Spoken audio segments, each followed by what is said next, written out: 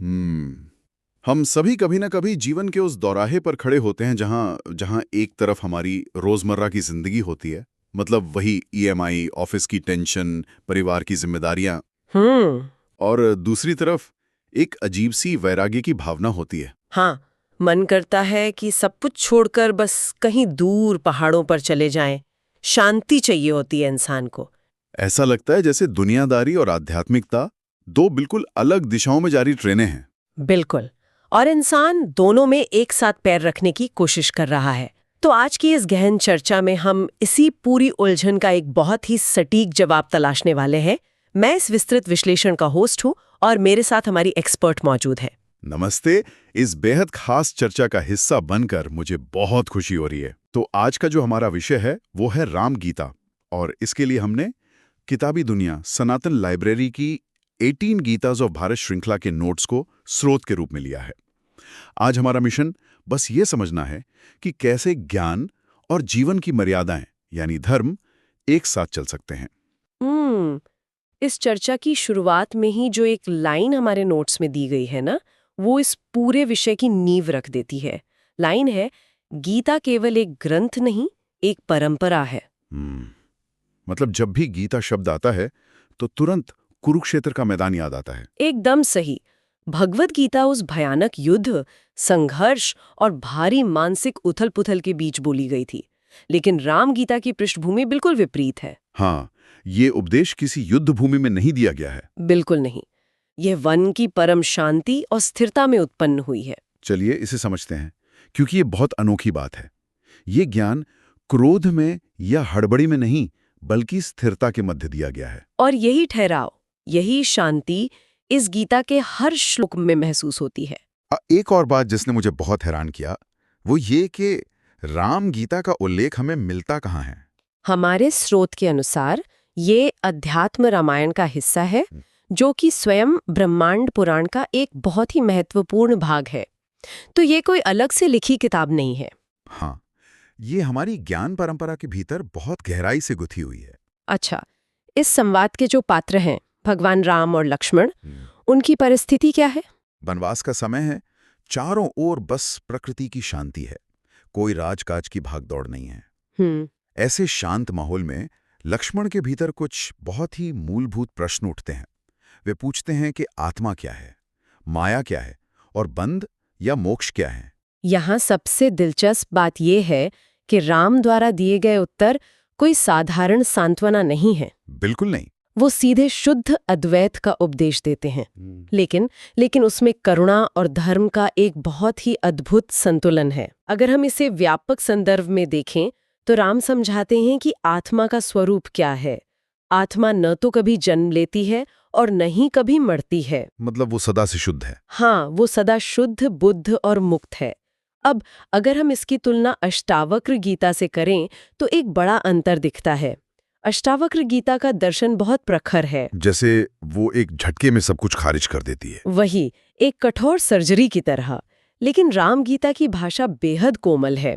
ये डराती नहीं है, बल्कि बहुत प्रेम से इंसान को सत्य की ओर ले जाती है। और मुझे लगता है कि ये कोमलता माया की उस परिभाषा में भी दिखती है जिस पर हमारे नोट्स में जोर दिया गया है।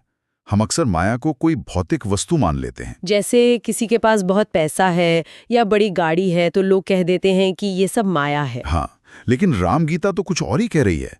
स्रोत के अनुसार माया कोई भौतिक चीज नहीं है। जब आत्मा स्वयं को शरीर मान बैठती है, बस वही माया है। ये बहुत ही सटीक और सरल परिभाषा है। मतलब ये बस एक दृष्टि का भ्रम है, एक ऑप्टिकल इल्यूजन। जैसे अंधेरे में एक रस्सी को देखकर सांप समझ लेना। सांप वहां है ही नहीं, बस नजरिए की भूल है। और सोचने वाली बात है कि ये छोटी सी परिभाषा जीवन को देखने का नजरिया कैसे बदल सकती है। सब कुछ सिर्फ एक गलत पहचान का परिणाम है। यहीं पर आध्यात्मिकता से जुड़ी सबसे बड़ी गलतफहमी सामने आती है। समाज में अक्सर माना जाता है कि ज्ञानी होने का मतलब दुनिया छोड़ देना है, संन्यास ले लेना या भाग जाना है ना। बिल्कुल। लेकिन रामगीता साफ कहती है, ज्ञान प्राप्त होने पर भी धर्म छोड़ा नहीं जाता। और भगवान राम का अपना जीवन इसका सबसे बड़ा उदाहरण बन जाता है। वो कैसे? वे स्वयं पूर्ण ज्ञानी हैं, फिर भी मर्यादा में रहते हैं। उनका जीवन ये संदेश देता है कि ज्ञान पलायन नहीं है, नॉलेज इज नॉट एस्केपिज्म। मतलब ज्ञान प्राप्त करके अपनी जिम्मेदारियों से मुंह नहीं मोड़ा जा सकता। एकदम सही। और इसी संतुलन को बनाए रखने के लिए स्रोत में एक बहुत सुंदर विचार साझा किया गया है। भक्ति के बिना ज्ञान सूखा है और ज्ञान के बिना भक्ति अंधी है। ये बहुत ही गहरी बात है। सिर्फ बौद्धिक रूप से सत्य जान लेना इंसान के भीतर एक रूखापन ला सकता है। और बिना ज्ञान की भक्ति सिर्फ भावनाओं के अतिरेक या अंधविश्वास में बदल सकती है। इन दोनों का संतुलन ही राम गीता का मार्ग है। और इसी संतुलन के बीच से मोक्ष की बात आती है। मोक्ष मृत्यु के बाद आसमान में मिलने वाली कोई मंजिल नहीं है। नहीं, बिल्कुल नहीं। मोक्ष तो बस दृष्टि के बदलने का नाम है। वो कहीं बाहर नहीं बल्कि भीतर ही मौजूद है। इस पूरी चर्चा को ठोस आधार देने के लिए आइए स्रोत में दिए गए श्लोकों पर बात करते हैं। पहला श्लोक है, नाहम देहो न मे देहो जीवो नाहम अहम ही चित। इसका अर्थ बहुत स्पष्ट है। मैं शरीर नहीं हूं, मैं शुद्ध चेतना हूं। हाँ, और यहाँ जो बात सबसे आकर्षक है वो दूसरे और तीसरे श्लोक में आती है। जब आत्मा स्वयं को जान लेती है तो संसार का भय समाप्त हो जाता है। क्योंकि डरने के लिए कोई दूसरा बचता ही नहीं है। बिल्कुल। और सबसे महत्वपूर्ण श्लोक जो इसके बाद आता है, धर्मे स्थितो ज्ञानी लोकहितम न त्यजेत। यानी ज्ञानी व्यक्ति लोक कल्याण या समाज की भलाई से कभी मुख नहीं मोड़ता। सही कहा। वो अपने धर्म में स्थित रहता है और बिना किसी निजी स्वार्थ के समाज के भले के लिए काम करता है। तो इस सब का अर्थ क्या है?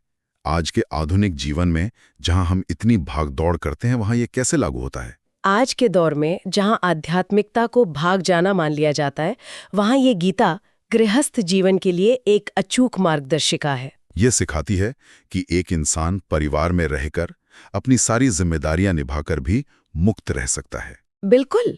आत्मज्ञान के लिए जिम्मेदारियों को छोड़ने की आवश्यकता नहीं है। सच्ची बुद्धिमत्ता तो धर्म के भीतर ही निवास करती है। क्या बात है!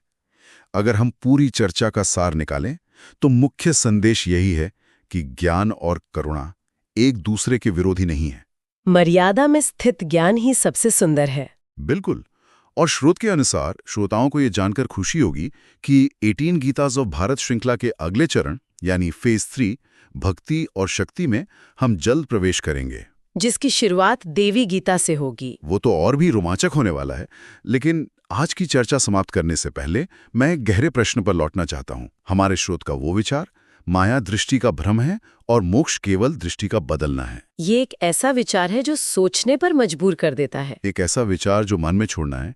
यदि मुक्ति केवल इस बात का एहसास है कि हम शरीर नहीं बल्कि शुद्ध चेतना है, और ये बदलाव इसी क्षण इसी जीवन में संभव है, तो क्या जीवन भर के हमारे सारे बाहरी संघर्ष और अंतहीन भागदौड़ असल में सिर्फ हमारे अपने ही नजरिए से लड़ने की एक व्यर्थ कोशिश है? क्या हम सिर्फ अपनी ही बनाई हुई परछाई से लड़ रहे हैं? ये वाकई बहुत गहरा सवाल है। बिल्कुल। और इसी संदेश के साथ कि ज्ञान ही मुक्ति है, हम इस विस्तृत चर्चा को यहीं विराम देते हैं। इस सफर में हमारे साथ जुड़ने के लिए धन्यवाद। जल्द ही मिलेंगे एक नए विषय के साथ।